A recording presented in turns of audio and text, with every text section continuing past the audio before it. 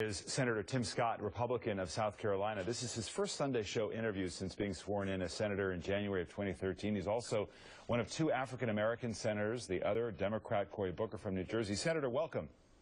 Good morning, David. Thanks for having me on your show. I want to begin there with some controversy about you as an African-American senator from South Carolina. You had to deal with some comments from the head of the NAACP in North Carolina. He said the following: a ventriloquist can always find a good dummy. The extreme right wing down here in South Carolina finds a black guy to be senator and claims he's the first black senator since Reconstruction.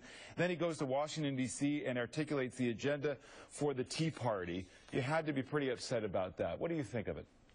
Well, you just can't really respond to someone who's never taken the time to get to know you. So when he's talking about me, he wasn't there when I was growing up in a single-parent household, struggling through high school. He wasn't there when I started my business and I was working 85 hours a week.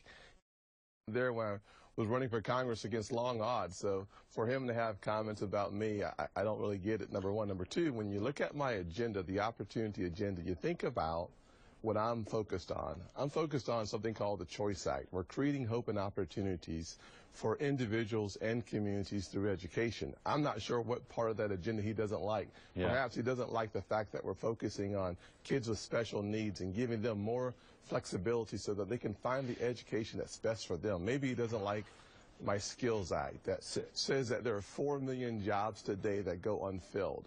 Here's an opportunity for us to bring more skills to the average person so that they can have not a debate about making it, but having a debate about real opportunity and real prosperity. Or maybe he doesn't like the fact that I believe that we can create hope and opportunities in our inner cities by making them centers of excellence and an engine of economic activity. Let me ask you this. Bursting for those kids who grew up in ways that I did. Colin Powell on this program some time ago said there was a dark vein of intolerance within the Republican Party. Do you believe that's the case? I don't. I'll tell you what, the GOP really has become the great opportunity party. I look at how I became a Republican and the messages that I heard and received very early on as a kid running for county council in my 20s. One of the things that changed my life was meeting a mentor, a conservative Republican at the time. I didn't care whether he was Republican or Democrat, but he took the time over 4 years to start talking to me about there's a way out of poverty that does not include athletics or entertainment, that you have an opportunity through thinking, through business ownership. Having a job is a good thing. But if you create jobs, you will be better and your community gets better. And so the first blush I had with politics as a kid at 16 years old, 15 years old, was a conservative guy who thought that the future could be very bright for a kid in a single-parent household if he had the tools, the right equipment. And he didn't convince me on one side of the aisle or the other side of the aisle. He convinced me to look in the mirror and see the best and brightest future that I could create for One myself. of the issues is that the Republican Party does appear divided. You're a conservative, affiliated with the Tea Party. Speaker Boehner has said this week that he thinks the party should stop being the party of opposition. It should really be a party of ideas. And here you had the President's State of the Union and 4 different responses from the Republicans about the State of the Union. Is that division or is that unity on the Republican side? Well, David, so often people look at the Republican Party and say that we're a monolith party, that we don't have multiple voices with different perspectives on the issue. The fact of the matter is what you saw after the State of the Union is that there are many people in our party that are able to voice their concerns. The reason why the party continues to grow is because we like disparity. We like the diversity of ideas. And when we have that diversity of ideas, it helps us to build the best party for the future. And certainly I'm a part of the conservative aspect or a part of the party, and we have found very great success by partnering with folks who make our party better. So at the end of the day, what America needs is a party that is as diverse as the Republican Party. That is why the great opportunities for our future comes out of the GOP. So agenda items here after the State of the Union. Is Obamacare here to stay? Well, that's a great question.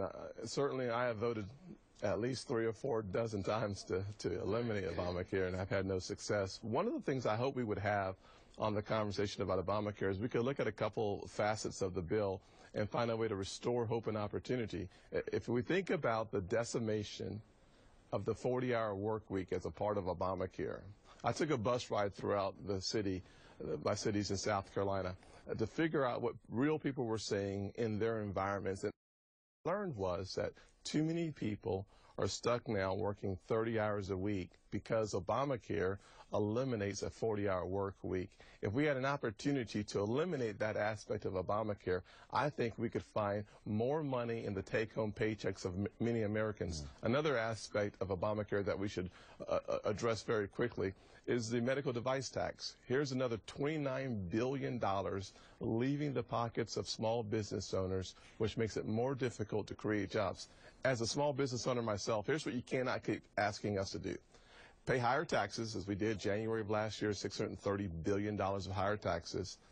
More regulations. Obamacare takes another $800 billion out of the pockets of small business owners through higher taxes and more revenues, and hire more people. We can't do all three. We can do two of the three. I'd like to see more jobs created in the private sector. All right, we're going to leave it there for now. We're out of time. Senator Scott, thanks so much for being here. I appreciate your time. Thank you, David.